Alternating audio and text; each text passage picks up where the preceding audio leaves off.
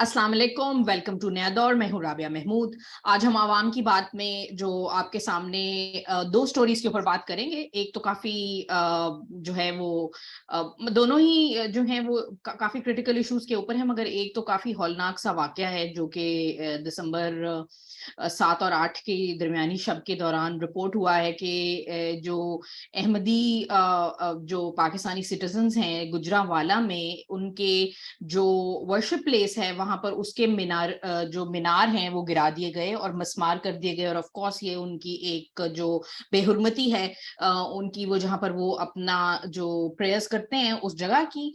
और उसमें वो जो मस्मार किए गए हैं जो मीनार, वो बेसिकली किए हैं वहां पुलिस ने। ये पहला वाकया नहीं है, ये लातादाद जो है ऐसे वाकयात हो चुके हैं और बहुत सालों से होते आ रहे हैं।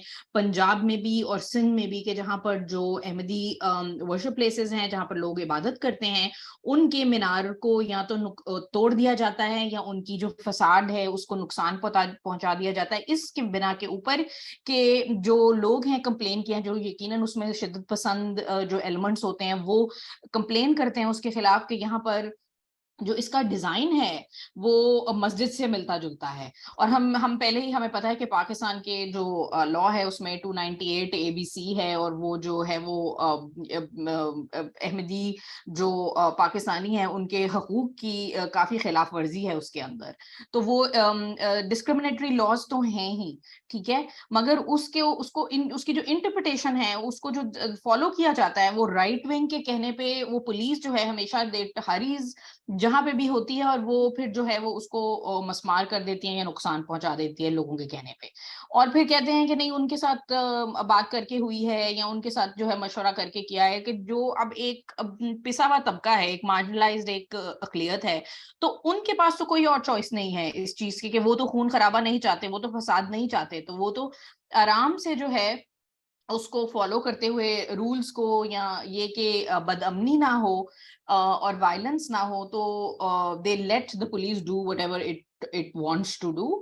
और पुलिस हमेशा इसमें कंप्लिसिट रहती है। और हमारे साथ जो गेस्ट हैं वो हैं यासिर लतीफ हमदानी, कॉलमिस्ट हैं। He is written so much about this issue, he is an expert on this particular issue as well and other issues, और आप पहले भी आ चुके हैं नया दौर पे। यासिर से जो है हम बात करेंगे इसके ऊपर।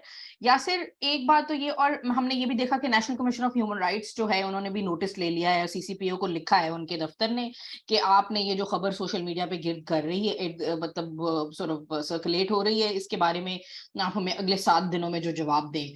ऑफ कोर्स उनकी वो तो सुओ मोटो भी ले सकते हैं, वो रूल भी कर सकते हैं इसके ऊपर। मैजिस्ट्रेट की जो है वो पावर्स हैं national commission of human rights के पास।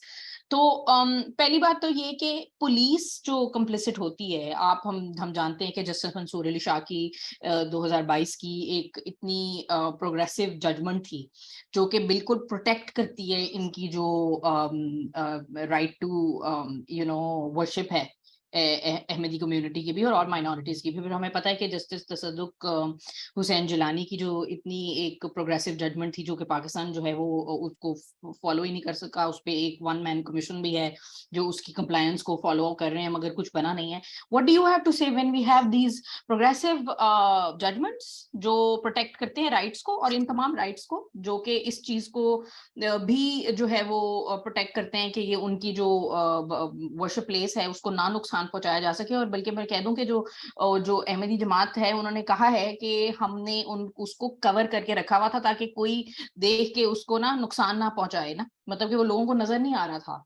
मगर फिर भी जो पाकिस्तान में जो बोगस है उनके खिलाफ जो, तो उसका रिजल्ट ही है। But can you please comment about what the police has done and how police is continuously complicit in violating the rights of this community? जी जी देखिए, मसला ये है कि जो लॉ है 298C वो इतना ड्रकोनियन है, इतना डिस्क्रिमिनेटरी है, और वो इतना on the face of it constitution की जो आर्टिकल है रिलीजियस फ्रीडम का उसको वायलेट करता है। लेकिन उसके बावजूद ये जो ताहिर नकाश जजमेंट थी मंसूर अली शाह साहब की, जस्टिस मंसूर अली शाह की, that was a very positive judgement. उसने ये कहा कि वो अपने प्लेस ऑफ वर्शिप में जो भी कर रहे हैं, जिस तरह भी पढ़ रहे हैं, अगर कुरान भी पढ़ रहे हैं, अगर वो भी कर रहे हैं, तो आपको उसके अंदर झांक के वो परेशान होने की जरूरत नहीं, ये उनकी प्लेस ऑफ वर्शिप है।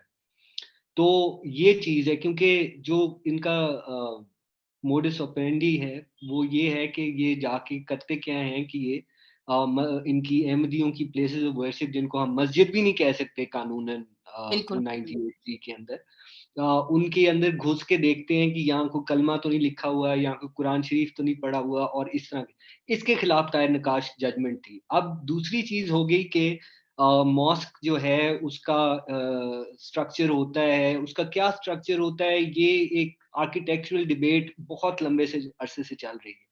लेकिन ये कहना कि अब अहमदियों की जो जो इबादत गाहें हैं वो मीनार ना बनाए, तो फिर ऐसे करें कि अगर कोई मंदिर है और उसके ऊपर मीनार है तो वो भी उतरवा दें। ठीक है जी। तो ये डिपेंड करता है सब कॉन्टिनेंट में मसाजिद किस तरह बनती हैं, मीनार बनता है नहीं बनता है, हाँ और किस तरह सिचुएशन है, ये तो आर्किटेक्चरल एस्थेटिक्स की बात है। हाँ, ये तो कोई ये डिजाइन एक पे किसी मसला का है। कब्जा है। जी, मतलब इन्होंने बेसिकली उसको यही समझ रखा है ना कि ये, क्योंकि इन्होंने इसको कॉपीराइट लॉ बना दिया हुआ है। और हम्म, आपको पता होगा कि जजमेंट जो बहुत ही shameful I would say Supreme Court की जजमेंट थी 1993 में, ज़हीरुद्दीन वर्सेस स्टेट, उसमें उन्होंने इसको कोका कोला के साथ, इस्लाम को कोका कोला के साथ कंपेयर किया हुआ है कि कोका कोला का अगर कोई ब्रांड चुराए तो क्या होगा। वाह। ठीक है, सो ये it's it this is how ridiculous it is. लेकिन आप देखें, आपने खुद ही कहा कि उन्होंने कवर की हुई थी ना हम्म, मस्जिद को सामने से, या place of worship I should say, उसको सामने से कवर किया हुआ था वो मीनार जो थे, उसके बावजूद उन्होंने उतरवा के उसको तोड़ा। तो ये रियासत जो है उसको इस तरह की, देखिए बड़ी क्लियर बात है कि पंजाब गवर्नमेंट जो है उनका तो बहुत क्लियर इरादा है कि इस इशू को, अहमदी इशू को उठा के बार बार चलेंगे। हम्म, आप अगर टीवी देखते हैं और टीवी पे जियो वगैरह पे और बाकी चैनल्स पे भी आप देखते हैं, तो वो एक, इन्होंने एक एड भी चलाई हुई है जिसमें ये बड़ा प्राउडली कहते हैं कि हमने निकाहनामा में ये बिल्कुल। ऐड कर दिए। और उसमें बेसिकली उन्होंने ऐड ये किया है कि कादियानी यानी कि अहमदी झूठे हैं और उनका नबी झूठा है, और इस तरह की हाँ, चीजें मतलब उन्होंने। कि शादी नहीं हो सकती अगर आप उनके किसी और मजहब के या किसी और के जो मजहबी अकीदा है उसको आप अटैक ना करें, किसी की भी हाँ, शादी वादी अटैक, और आपके। हाँ यही है ना, मतलब सिर्फ ये नहीं है उनका कहना कि चलें हम फाइनलिटी ऑफ प्रॉफिटहुड में यकीन रखते हैं, बल्कि वो कहते हैं कि साथ ये भी कहो कि ये भी इम्पोस्टर हैं, और ये जो हैं हाँ, झूठे हैं, और इनको मैं काफिर समझता हूँ। which is which is brutal ridiculous. and it makes, ridiculous, of course. It makes no sense in the 21st century for any country to have laws like this. तो लेकिन ठीक है, हाँ हम चूंकि थियोक्रेसी हैं, हमारा ये है। हाँ, अच्छा ये बात की कि जो क्विकली इसके ऊपर ये कि अब ये एक जो मतलब क्या इसके डिजाइन के ऊपर किसी की इजारादारी है, ये साउथ एशिया है, यहाँ पर जरूरी नहीं है कि अब मैं किसी के कोई अपने, मैं या आप या कोई और अपने घर की छत के ऊपर एक छोटा सा डिजाइन की खातिर कोई इस तरह की चीज बना ले, कोई ऐसा ज्योमेट्रिकल डिजाइन या कोई ऐसा मिनारेट का डिजाइन जो कि मसाजिद में ट्रेडिशनली एक होता है, तो क्या इसका मतलब है कि कोई वायलेशन हो गई है? आई मीन ये जिस तरह से इतना लुडिक्रस है, मगर I I want you to specifically, law की बात हो गई, ये पुलिस की जो कंप्लिसिटी है कंटिन्यूअसली, एक राइट विंग से कंप्लेंट आई और एक मार्जिनलाइज्ड, उनके पास कोई तरीका ही नहीं है और इन चीजों को हैंडल करने का, और एक मार्जिनलाइज्ड ग्रुप है उसको मुसलसल उस पे करना, और आज तो इनकी मस्जिद के ऊपर किया था और एनसीएचआर ने, चले उन्होंने नोटिस ले लिया जैसा भी लिया है, मगर ये हम देखते आ रहे हैं कि उनके जो कब्रें हैं उन पे भी कंटिन्यूअसली अटैक हो रहे हैं ना, क्योंकि इस अभी कुछ हफ्ता पहले दोबारा हुआ है, पिछले साल 2021 में कोई 14 से ज्यादा ये वाकयात हुए थे, तो ये भी पुलिस कर रही है और इवन मोर सो। जी। जी, आई थिंक सो। देखें, इसमें बड़ा क्लियर है, एक जेनोसाइडल अर्ज है पाकिस्तानी सोसाइटी के अंदर इस पर्टिकुलर ग्रुप के बारे में, और ये कल्टीवेट की गई है। अब आप ये देखें कि पंजाब पुलिस जो है वो पंजाब गवर्नमेंट के अंदर है, अंडर उसके अंदर है।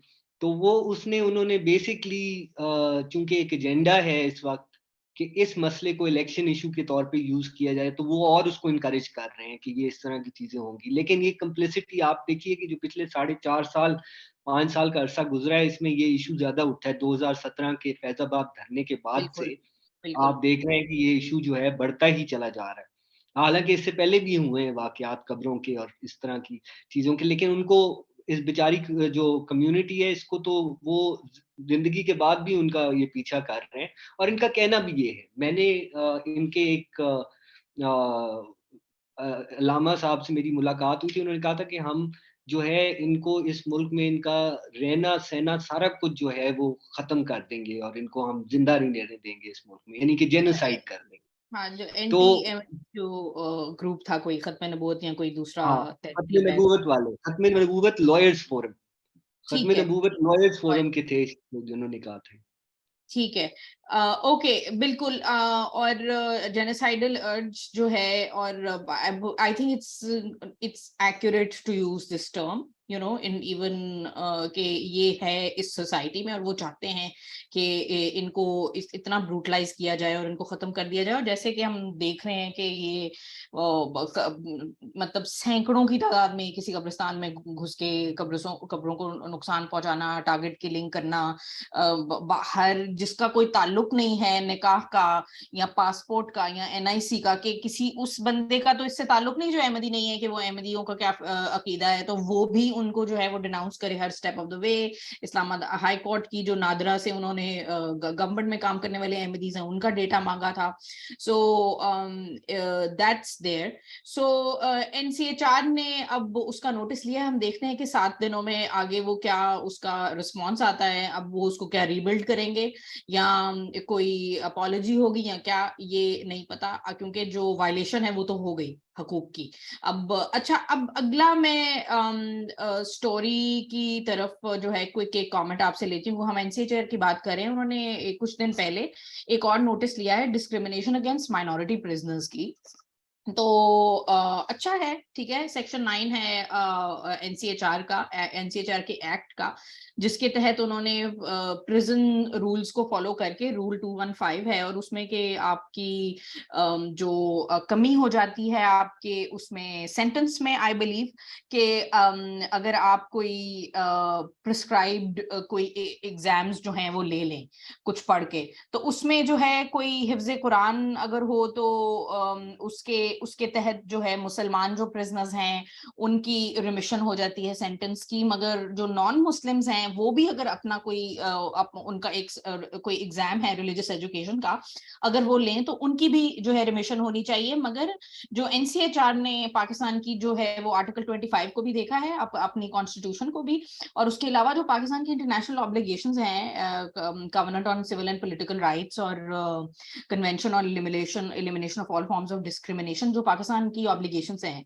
इंटरनेशनल, उनके तहत देखते हुए कहा है कि उसकी वायलेशन है, क्योंकि जो गैर मुस्लिम कैदी हैं उनकी आज तक जो है वो उनको इसका फायदा नहीं हुआ इस रूल का, ठीक है। मुसलमानों को होता है, तो अच्छा नोटिस है।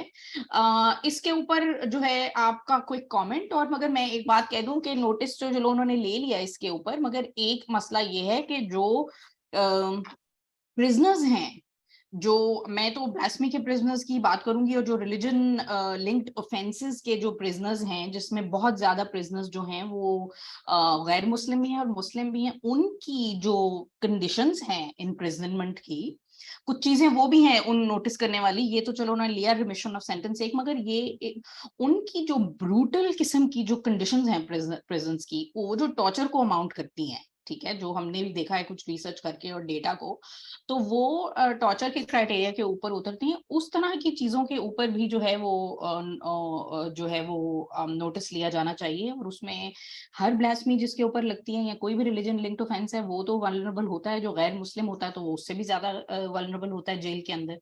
तो एक तो ये जी, यासिर, कोई कमेंट ऑन दिस? जी, जी, I think as far as ये जो कंसर्न है रिमिशन का, आप देखिए कि हो सकता है कि आप बाइबल, पहली बात तो ये क्रिश्चियंस में शायद क्रिश्चियंस में बाइबल हिफ्ज़ करने का कोई रुझान नहीं है और हाँ, शायद हिंदुओं में गीता पढ़ने का इस तरह कोई रुझान हाँ। ना हो कि या अगर गीता को उन्होंने कोई एग्जाम्स कोई भी लिया है, कोई एग्ज़ाम भी दिया। उन्होंने लिया है। लेकिन इसी से हमारे पिछले टॉपिक से ज़रा मैं कनेक्टेड बात बताऊँगा कि कहूँगा कि अगर अहमदी कोई प्रिज़नर हो तो वो क्या करेगा? हम्म, क्योंकि अगर वो कुरान पढ़ेगा तो वो एक क्राइम कमिट कर रहा है। और अगर वो उसके अलावा कोई होगी नहीं, तो डिस्क्रिमिनेशन जो है ये कोई स्टैंडर्ड होना चाहिए, वो उस किस्म का शायद किसी किस्म की कोई सेक्युलर एक्टिविटी भी कर दें और सारों को इक्वल होना चाहिए। ये हिफ्ज़ कुरान मतलब हाफिज बन गए और आपके गुनाह माफ हो गए, ये तो पहले वैसे भी कोई डजंट मेक सेंस। उसमें कोई और रिमिशन के पैरोल के तरीके होने चाहिए। तो आई थिंक ये अच्छी बात है कि उन्होंने ये नोटिस लिया है, इससे हाँ शायद कोई बेहतरी की राह निकले। हाँ, मगर ये इम्पोर्टेंट है क्वेश्चन कि अगर कोई लॉ डिग्री कर लेता है या एमए कर लेता है किसी उसका, तो क्या उसकी कोई मुझे नहीं मालूम कि कोई ऐसे रूल्स हैं जो उनकी भी रिमिशन या कोई के सोसाइटी की तरफ जो मतलब ये रिहैबिलिटेशन की बात है ना, ये इस तरह की जस्टिस में रिहैबिलिटेशन का जो एक आंसर है। तो अच्छा, आपको आपके ख्याल में जो है वो कोई इस तरह की रूल्स नहीं है? मेरे ख्याल से तो ऐसा इस वक़्त कोई मेरी इल्म में नहीं है, लेकिन I am not an expert, so मैं कह नहीं सकता इसके बारे में। ठीक, ठीक। तो ठीक है, ये हम हमारा क्विक एक सेगमेंट था एनसीएचआर ने टू जो एक तो नोटिसेस लिए उसको हम देखते हुए और जो दो ये वाकयात हैं उनके ऊपर हमारी कमेंट्री थी, मगर यकीनन जो लोग प्रिजन के अंदर हैं and as positive as this notice is, मगर जो उनकी कंडीशंस हैं इम्प्रिजनमेंट की, जो के कैद की, जिनके ऊपर मजहब से जुड़े हुए इल्जामात लगते हैं और जिस हालात में वो पाकिस्तान की जेलों में रह रहे हैं, जिनके आगे ही बहुत हालात खराब है, और फिर आप उनकी तो बिल्कुल जिस तरह से मेंटल हेल्थ के मसाइल, फिजिकल हेल्थ के मसाइल, लाइट नहीं उनको दिखती कितने कितने अरसा तक के लिए, और उनकी सिक्योरिटी के मसाइल, वो तमाम जो टॉर्चर ही है पाकिस्तान की जेलों में हो रहा। और पाकिस्तान जो है सिग्नेटरी है कन्वेंशन अगेंस्ट टॉर्चर का भी, चाहे हमारे पास लेजिस्लेशन नहीं है, तो वो भी बहुत सिवियर वायलेशंस है। एंड होपफुली जो national commission of human rights है वो इस तरह की भी, ऑफ कोर्स टॉर्चर के ऊपर वो काम कर रहे हैं, टॉर्चर के ऊपर काम किया है, मगर हम एक स्पेसिफिक किस्म के प्रिजनर की बात कर रहे हैं और डिस्क्रिमिनेशन लिंक्ड, तो होपफुली उसके ऊपर भी कोई जो है नोटिस होगा। और वी विल सी फर्दर के होपफुली, हम तो चाहते हैं कि national commission of human rights जो है वो स्ट्रांग हो। अनफॉर्चुनेटली पाकिस्तान में कोई ना कोई डिस्क्रिमिनेशन और वायलेशन इंसानी हकूक की मजहब से जुड़ी हुई आए दिन होती रहती है, जैसे हमने देखा कि अभी ये साल खत्म होने से पहले एक और वाकया हो गया है अहमदीज के खिलाफ। Thank you Yasir for joining us for this quick segment for today. नया दौर देखते रहिएगा, हम will come and with our following episodes tomorrow and day after. Khuda Hafiz.